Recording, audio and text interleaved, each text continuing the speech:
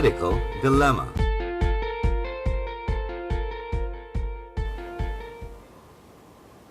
Welcome back to Medical Dilemma. Before we start our discussion for the second segment, we'd like to say thank you to our major sponsors, St. Clair's Medical Center and LifeQuest Training and Consultancy Corporation. Now joining me for the second segment are my co-hosts, Attorney Sarah Jane Sugitan from the Sugitan Law Office, okay. Father Jerry Manlangit, our resident bioethicist, and of course, Attorney Dr. Teresita Sanchez, our resident medical legal expert. Now, let's start off from where we stopped last time. This is about the question of testing. In my mind, the symptoms of dengue are pretty much the same as the symptoms of any other disease. And so I think it's not really good to blame people who postpone visiting the doctor, okay, when symptoms are already, at the worst. Okay, so when should we really go for this testing? That's the first question I'd like to discuss. Okay, so as I have said, the test is already available. Even as early as day one, it has a 90 to 95% specificity that, for example, the dengue NS1 can be positive. And we are able to predict that the child has dengue. So we do that together with CBC as early as day one. So if you, in the pediatric age group, really the earliest possible time that you can bring your child to the doctor, because it can be anything else apart from not just dengue, from something else. It can be really another kind of bad infection. So the earlier that you can bring your child to your pediatrician, it will be the better. Pero Doctora, even if you have a positive test, no, it is also possible that the patient will not be admitted, right? Yes, you are correct, Doctor. In what situation would that be? So for example, you go to your pediatrician, you determine on day one that you are positive with the dengue, through the dengue NS1. A healthy child, playful, active, eating, and then the platelet count is still very high, very normal, then we can still opt to observe. What Those level are the parameters. So you have to do a platelet count, no? At what level do you usually advise admission? Okay. Ideally. Yeah. In my practice, it's not just level dependent, or you still have a normal platelet count. In a child who's really weak looking, not eating, even with a normal platelet count, we already admit. We look at the totality of the picture. The laboratory tests are just there to help us, to guide us on what direction we're going to pursue in terms of treatment. But it's not exactly at level 150, you're still normal, stay as outpatient. But in a child who's real, that's the difference between an adult and a child. Because in a child, the feeding is really one important parameter. I even tell the moms, okay, if this turned out not to be dengue, for example, but since your child is already not active, especially in the less than 1 year old age group, then it's all right. The mere hydration will offer improvement and relief, and it will offer help. Kasi that mga pediatricians, di ba, the children are really, they cannot really explain what they feel, no? Exactly, yes. They don't know that, so we have to be alert. Yes. Is it expensive to get the test?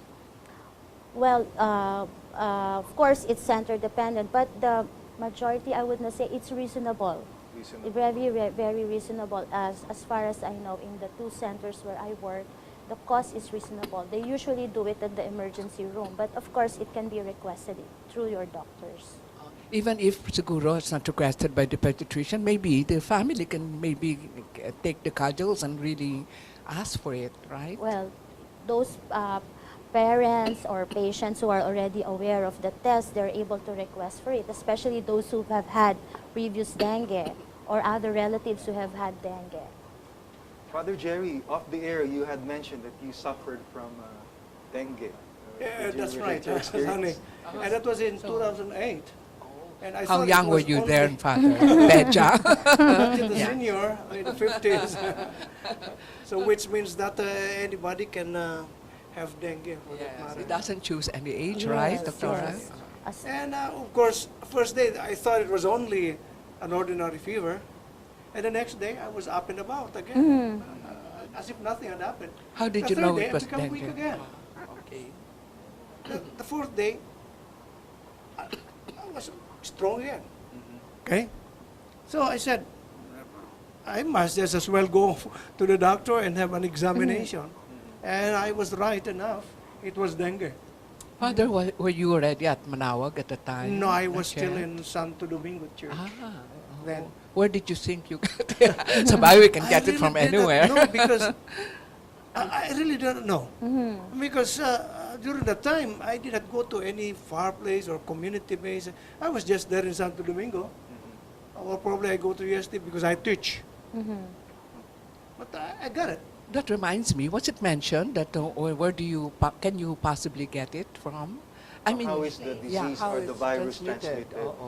Well, dengue, you can get it from anywhere as long as the mosquito who bit you bit a previously dengue-infected person. That's the cycle. The female Anopheles mosquito. Did you It's did the you bring? aegypti, Ah, Aedes aegypti. I understand Aedes this aegypti. mosquito has certain habits that are different from other mosquitoes. Well, we joke about it nga eh, magpakagat na lang tayo at night rather than morning because dengue mosquitoes are actually low-flying, female daytime biting mosquitoes. Ay, oh my God. Aedes aegypti. The other type will be the Aedes albopicus. There are actually how many strains, Dr. Yan? Apat? Yes. And there's no immunity, right? At this point, once you get the disease, you get the immunity for that strain. For It's that strain. Only for that Yeah. Is it strain. for life that you get that immunity Yes. for So, that strain? yeah, that's O, why pag- you can get Pwede ba dengue magpakagat 4 sa- times in your sa apat lifetime. na?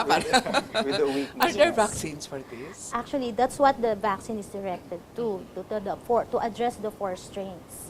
And the good news is, well, there is a vaccine that's being developed over the last 20 years, but it is still yet to be launched. So we also need to know more information on the upcoming dengue vaccine. I heard from, well, not heard, but I read in certain websites that the vaccine actually has some pitfalls. Like, for example, it cannot be used on children younger than 9 years old, Yes. or on seniors or elders, especially those older than 45. But at the same time, these are the age ranges that are susceptible to dying from the virus. So the vaccine, in my mind, doesn't seem to be an effective way of controlling the disease. So we pediatricians, we give the vaccines to our patients. So we also need to study on this upcoming dengue vaccine. But as of this moment, I know that there's already one company who is about to launch it. So we still have to know the information, how effective, how many percent, and the age group that it will cover. But the last time I learned about it, they wanted to cover starting 1-year-old and above.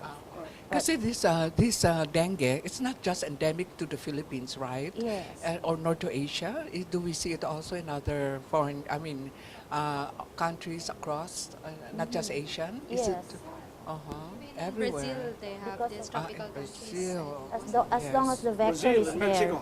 Yes. Brazil and As a matter of Mexico. fact, That's these 3 Latin, countries no? are the ones that will be given the new The vaccine. initial one, the first. Because I That's believe what I that have they were the heard. ones who were in the And trial. outbreaks.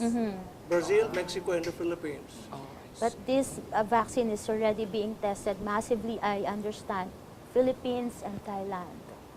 And Thailand. We have a lot of dengue But- experts but from these 2 countries. Yeah, but actually, it's just destroying the breeding place of these mosquitoes, right? If they're destroyed or eradicated, malaking tulong yun. It doesn't become frequent or prevalent. Father, what do you think about Sarah, sa community? Yes, What can the community do about it? Yeah, well, at the moment we do not have any laws. I would not. I think the DOH would have campaigns that primarily cater to the cleanliness of the environment. Kasi mosquitoes breed in stagnant waters, and we have a lot of those. And we also have a lot of polluted bodies of water which can be breeding grounds for not just the dengue mosquito, but any mosquito and other pests. No? So, I mean, in that sense, it should be a wake-up call also for all of us, all of the communities, all of the barangays to keep our surroundings clean, because it's also a way of preventing dengue outbreaks. But I think, being a flood-prone country, it's really difficult and I guess unsustainable to use vector control, control of mosquitoes. And I think there has to be some other way to control the breeding of such agents of the virus. Yeah, they do massive, what do you call that? Yung fumigation, yes. However, But I it's think also being abused. Sometimes in places where there are no indications of dengue, nag-fumigate. nag-fumigate, and masama rin yun pag in-inhale yun. Yes. So hindi Yeah. dapat, di ba? Well, ethically, there has to be continuous research on this. Not only in dengue, but in all diseases for that matter. After all, it is our duty to protect ourselves. No? A recognition of our dignity as human beings, that we have to be protected, that we uphold the dignity of human beings for that matter, put importance on human life. And from there, probably, the government should take the responsibility to legislate laws that will push for a better protection of people from diseases. As a matter of fact, I think some time ago I was able to read in a newspaper that now they are trying to breed, for example, mosquitoes that will kill the dengue mosquitoes. Yeah, that's how vaccines start, right? And they are trying to breed now. A mosquito that will Mosquitoes. fight the An mosquito. anti- A Dengue mosquito that mosquito. will fight the dengue The Aedes mosquito. aegypti. Yeah. Paano kaya? There is now research. And Creative the solution. promise is, there is very good promise. So which means that probably there's no need for the vaccine, which I have also read that it's only the likelihood of effectivity or efficaciousness is only 60%. I don't know That's right. what you Yes. know. I It's also only came 60%. I think across higher the na same rin, no? fact. So Is it only around higher? 63%. Oh, father, you can still get the same strain. Huh? That's So don't. There are other 3 strains. Yeah. Three more and times. that So- same strain, because sabi nila, efficacy. Well, Is he 63%. immune already completely for For that that strain. For Yes, that not strain. by natural Oh. There are other immunity. 3. So don't go to Santo Domingo anymore, father. Baka nandun pa yung strain na yun. So if we can have that breed of mosquito that will kill this mosquito with dengue, probably is the best. No need for vaccine. No need We for let the chemical mosquito One fight day, the mosquito. spread that, et cetera. Kung ganun That's it. silang combat. World War. Becomes Attorney Sara, would you have possible. any idea what legislation we could push for to help This is fight not dengue? yeah, this is not very high up our lawmakers' agenda for sure. I can tell you that. That's why we need to vote wisely, no? Kasi like these things, it is not although sabi nga ni Doktora, it's reasonable to get the test. But what about the cure? And as sabi mo nga, you can't blame the people who bring their children or their loved Right, ones to because, the kasi akala mo fever it's lang just, eh. You yeah, don't like a immediately normal think fever. dengue. The parents should not be blamed also just because of that, Yes. because it's really misleading. Oh, it's misleading. It's hard to, I mean, people also diagnose themselves kasi. It's a very it's part of human nature that we think a fever lang, ano lang yan, just take something to lower the fever or just put the ice compress. Pero actually, yes, the government should do, aside from awareness campaigns, yun nga, environmental, should be also a holistic solution, not just like pass the blame onto the people na, kailangan Or kasi. the doctor. Or the doctors, yes. Oo. Kasi minsan malala na bago nila dadalhin sa doktor. Okay, so we'll take another break at this point. So don't leave this channel. We'll be right back after a few words from our sponsors.